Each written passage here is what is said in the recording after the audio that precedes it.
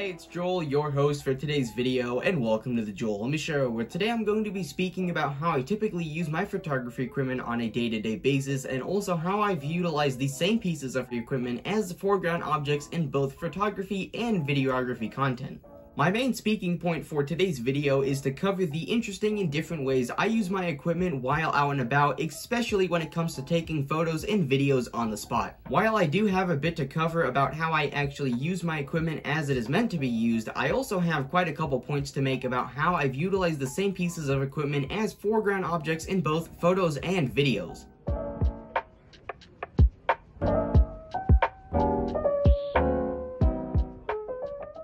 When it comes to using photography equipment, mostly cameras, as foreground objects in videos, I found that simply finding some piece of equipment and just setting it down somewhere random can make for some great B-roll shots, whether that be for intros, outros, footage that's simply just playing under dialogue like this, or just about anything else you can think of that needs B-roll. When it comes to using photography equipment as foreground objects in photos, it works much the same way. Set the piece of equipment down somewhere random, with preferably good lighting and an open and wide background, but I've also gotten pretty nice results with just setting one of my cameras down on the seat of a train, which is quite the opposite of wide and open, but for being taken on the spot, I think it still made for a pretty nice shot.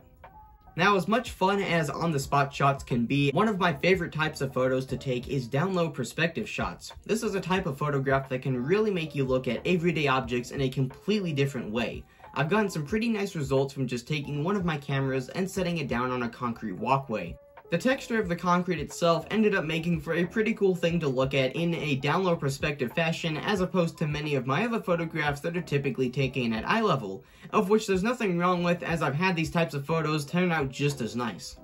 When it comes to shooting photo or video content, I found it really all comes down to the angle, whether that be a slow-paced B-roll shot or a still photograph. And with that, I hope you've enjoyed today's video, as I have really been wanting to cover this topic for quite a while. I'm Joel Homie, your host, and if you've enjoyed today's video as much as I've enjoyed making it, make sure to hit that like button, and if you'd like to see more of my content going into the future, make sure to subscribe. I'll see you guys in the next one.